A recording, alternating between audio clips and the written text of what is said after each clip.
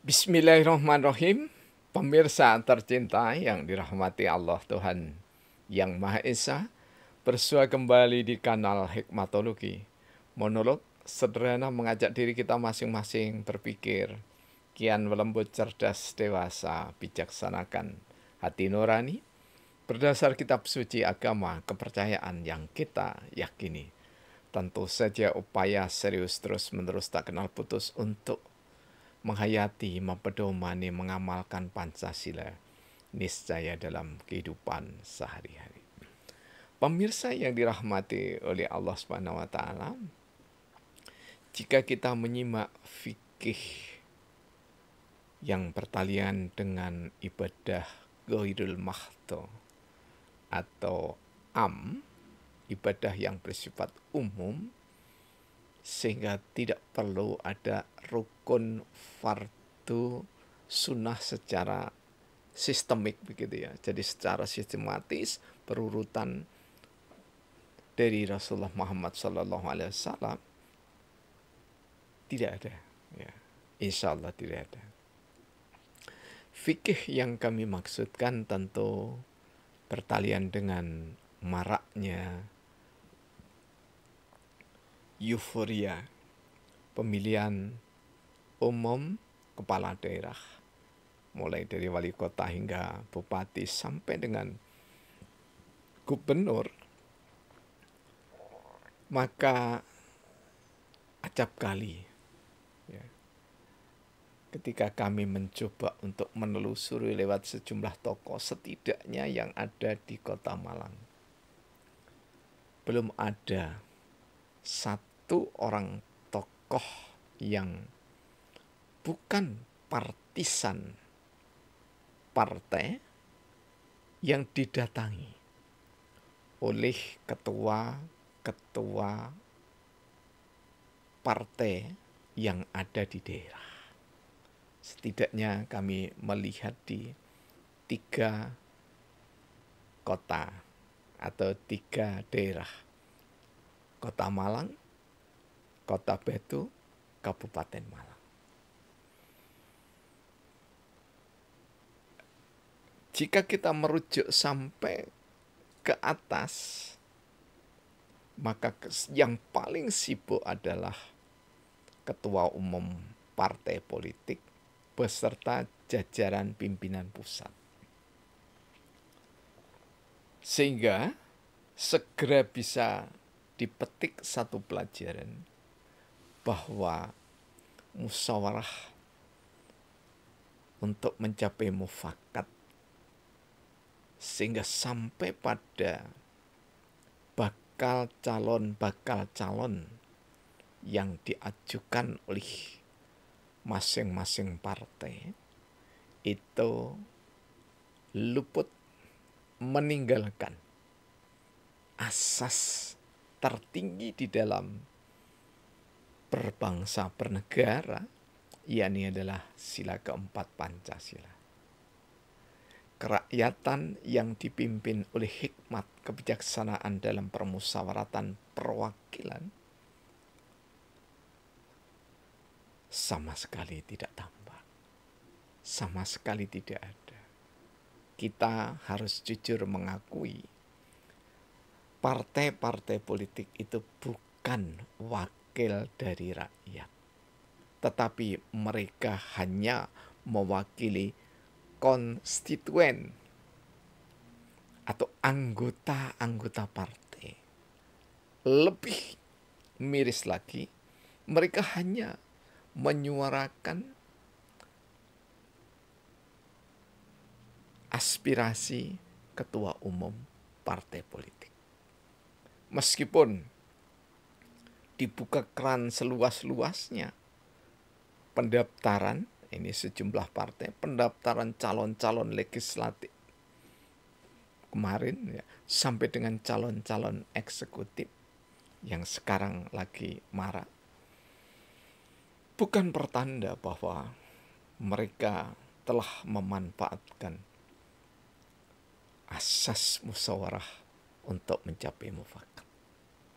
Lagi-lagi kami mengingatkan diri kita masing-masing bahwa pada saat menjelang Indonesia merdeka di bulan Mei, Juni khususnya, sampai dengan penetapan di bulan Agustus, yang kami maksudkan penetapan konstitusi yang di dalamnya pembukaan Undang-Undang Dasar 1945 tidak pakai atau belum plus, dan plus.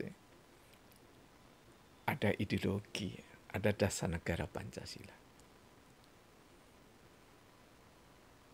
Ditinggalkan oleh seluruh pemimpin atau ketua umum partai politik. Sehingga karya-karya anak bangsa yang bertalian dengan Pancasila dan kewarganegaraan, termasuk di dalamnya fikih siasah, ya, semacam yang ditulis oleh anak-anak muda ini, ya, nyaris tanpa guna. Nyaris tidak berarti tidak berguna. Fikih yang kami pegang tadi itu ditulis tahun 2000, terbit tahun 2001. Ketika kita berbicara tentang Indonesia sebelum merdeka, Mei Juni tadi, kental dengan musyawarah mufakat, kental dengan hikmat kepada Tuhan yang Maha Esa, kental kepada hikmat Allah, kental terhadap hikmat Sang Yang Widiwasa, Gusti Kang Murbeng Kesang, Tiens, dan seterusnya. Karena juga ada perwakilan Tionghoa di dalam sidang BPUPKI atau BPUPK. Dan tidak ada voting ala demokrasisme atau ala berhala demokrasi, liberalisme, kapitalisme. Tidak ada. Sekarang marak. Apa yang saya tulis tahun 1983 kemudian diuji tahun 1984 awal, karya kami, skripsi minor, musyawarah dan pembangunan desa, yang dibimbing oleh Bapak Dr. Andes Solihin Abdul Wahab BA, yang kemudian sampai dengan beliau guru besar, profesor, PhD, nyata bahwa parolisme, duit, nyaris segalanya di dalam menyanggah dalih berdalil demokrasi. Kami mengatakan berhala karena demokrasi itu melebihi cinta manusia kepada Tuhan yang Maha Esa. Sungguh pantang jika kita berbicara Indonesia. Jika Bung Karno, Bung Hatta, Syahrir, dan seterusnya, 267 insya Allah anggota BPUPK yang ikut bersidang, ditambah anggota istimewa dari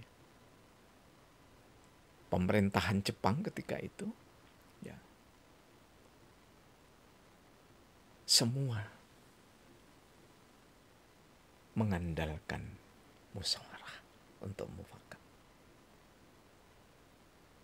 Meskipun ketika itu Bung Karno mengatakan demokrasi kita yang kita anut, yang kita tumbuh kembangkan, bukan demokrasi barat ala Amerika ataupun ala Eropa dan seterusnya. Tetapi sesungguhnya ketika itu memang belum ada pemikiran secara teoritis, ya, tentang sistem ideal dari Pancasila. Nah, bertalian dengan parolisme tadi, falsafah atau hikmah Pancasila betul-betul dirusak oleh pemahaman parolisme. Parolisme yang kami maksud itu adalah orang bergerak, masyarakat bergerak dan digerakkan, lebih tepatnya dimobilisasi oleh pelaku-pelaku demokrasi dengan uang, dengan harta benda.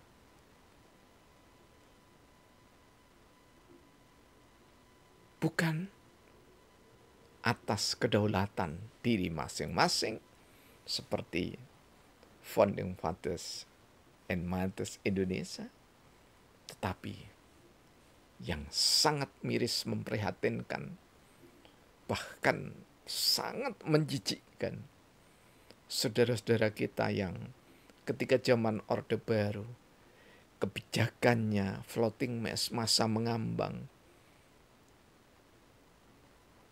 sekarang lebih realistis lagi. Kalau dulu diteliti oleh orang Jepang dengan hasil pemerintahan Orde Baru menerapkan ersatz kapitalisme, kapitalisme yang pura-pura atau yang semu, Yasuhiro insya Allah mengatakan demikian. Di era kini, apa yang ditulis oleh Francis Fukuyama, pemenang pentas demokrasi yang disanggah oleh kapitalisme dan liberalisme, sungguh nyata. Semua orang yang punya duit, yang punya pengaruh, mendirikan partai. Setidaknya orang-orang yang merasa dirinya punya pengaruh mendirikan partai. Agama di Indonesia dibatasi 6 saja, tetapi partai politik tidak terhingga. Semakin membuktikan bahwa kita sedang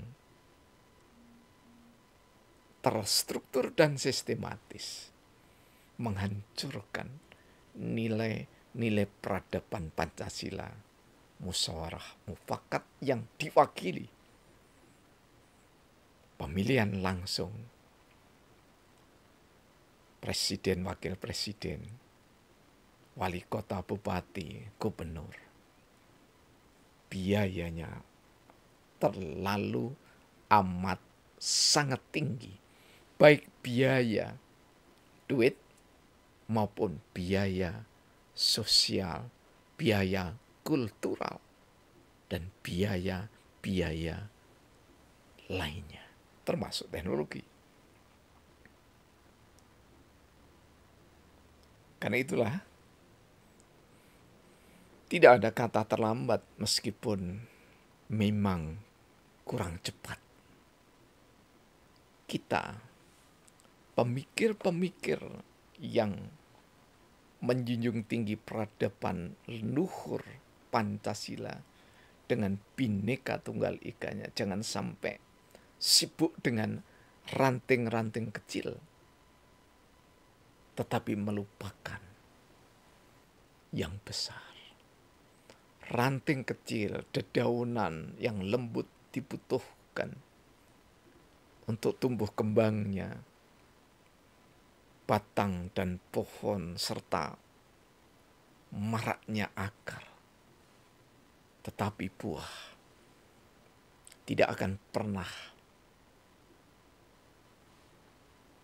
bisa kita petik dari akar yang rapuh, dari pohon yang kering kerontang. Karena itulah, jika Founding Fathers dulu setiap pidato mengutip pendapat para ahli, karena memang ahli baca, ahli Iqra bismi rabbika, sadar membaca itu suwung suwung itu lepas dari nilai subjektivitas dirinya. Membaca, menemukan tesis, antitesis dan sintesis dari penulisnya. Kemudian sang diri berusaha inovasi, maka lahirlah Pancasila. Pancasila lahir 1 Juni 1945. Tetapi Pancasila itu dalam kurun waktu yang dekat 18 Agustus 1945 tumbuh dewasa dan menjadi dasar negara ideologi bangsa Indonesia.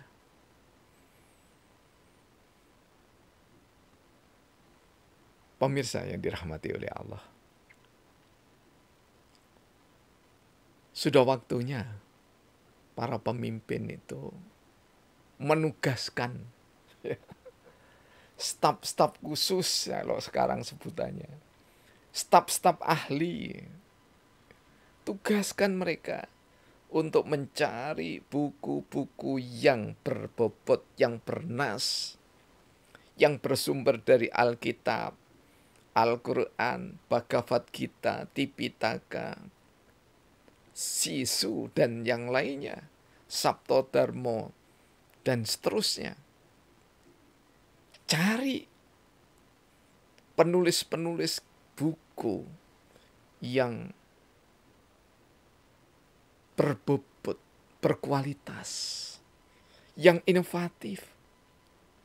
Kemudian himpun, ajak bicara di antara mereka untuk menyusun konsep nilai-nilai strategis yang diaktualisasi dari temuan-temuan atau dari konsep-konsep yang dibangun mulai dari Hujatul Islam Imam Al-Ghazali, bahkan sampai dengan Plato, Aristoteles, bahkan sampai dengan yang pemula diakui di dunia filsafat, Thales, sampai dengan Thales yang baru lahir. Pikiran-pikiran inovatif.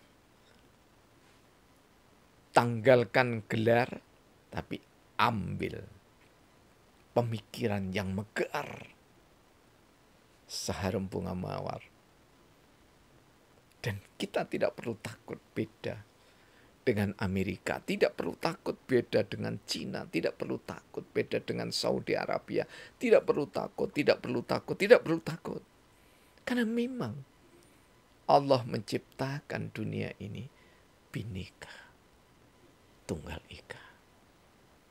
Kalaupun kalimat Bhinneka Tunggal Ika itu dikatakan oleh para Buddhis, ini adalah warisan dari leluhur Buddha. Tidak perlu kecil hati.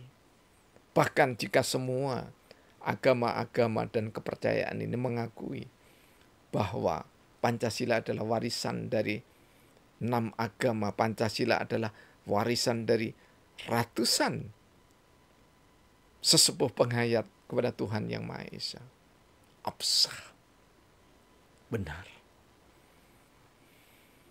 Bahkan kita bisa mengatakan Pancasila adalah warisan dunia. Dan yang mengkonstruksi ibarat permata yang menggosok adalah semua anggota BPUPK, BPUPKI, PPKI yang mengesahkannya. Dan kita harus bangga. Dan kebanggaan itu, mari kita kaji terus nilai luhur Pancasila itu sebagai grand teori dari riset-riset anak-anak muda yang lagi strata 2 atau strata 3. Jangan cuman kita hadir melegitimasi kebijakan-kebijakan pemerintah. Tetapi jika memang harus legitimasi kebijakan pemerintah itu. Karena memang bersumber dari nilai luhur Pancasila. Tidak perlu kita tanya siapa yang sedang memimpin atau memerintah. Tetapi kita dukung sepenuh hati, sepenuh jiwa raga. Dan kiranya peringatan dari Alex Inkeles di tahun 1980-80-an di antara 7 ciri intelektual yakni adalah tanggap lingkungan. Dan pemimpin yang tanggap lingkungan adalah pemimpin yang tidak sekedar dilahirkan karena menurut terah dari ayah, ibu, bapak, kakek, neneknya. Tetapi dia besar karena pergumulan sosial, karena interaksi sosial. Mie instan memang penyanggah perut ketika kita membutuhkan. Tetapi pemimpin partai yang instan bukan kebutuhan. Pemimpin atau ketua partai yang instan ataupun calon-calon calon bupati, wakil bupati, wali kota, wakilnya, gubernur, dan seterusnya. Yang instan, yang tidak memiliki track record dalam memimpin organisasi, sungguh tidak dibutuhkan. Indonesia ke depan adalah Indonesia yang tidak bergantung pada partai massa, tetapi partai yang profesional. Dan sampai hari ini, belum ada satupun partai yang profesional. Sebagaimana yang dicita-citakan oleh Bung Karno dengan golongan fungsional atau golongan karya. Jadi meskipun ada partai golongan karya, itu bukan gagasan Bung Karno yang sekarang ada. Karena gagasan Bung Karno 7 partai yang digolong-golongkan dan sudah pernah kami tayangkan melalui kanal Hikmatologi yang sederhana ini.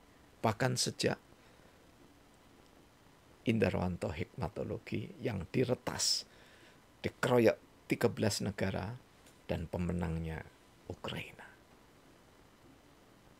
Pemirsa yang dirahmati oleh Allah, mari kita terus menggali lewat penelitian Pancasila. Sangat cukup mengambil grand teori dari 5 sila itu. Kita sebut saja ketuhanan. Cukup 1 saja, ketuhanan saja. Grand teorinya adalah ketuhanan. Kemudian anak-anak muda meriset sampai melahirkan konstruksi pemikiran berdasarkan hasil penelitian tentang makna ketuhanan. Karena masih ada seorang profesor doktor begitu yang mengatakan bahwa yang paling berhak, yang paling pantas menyandang ketuhanan yang Maha Esa itu hanya satu agama. Ini menunjukkan beliau meskipun pengalamannya sangat luar biasa banyak, menjadi dosen, sekaligus aktivis demonstrasi, aktivis di dalam persidangan, menampakkan bahwa memahami ketuhanan masih butuh uluran tangan, terutama bagi saudara-saudara kami, anak-anak kami yang masih muda-muda. Terima kasih, mohon maaf jika ada tutur yang kurang teratur, sapa yang kurang beretika, tak mengena. Kita bangsa dunia, bangsa yang Bhinneka Tunggal Ika. Alhamdulillahirabbil alamin. Praktek biologi dan bersama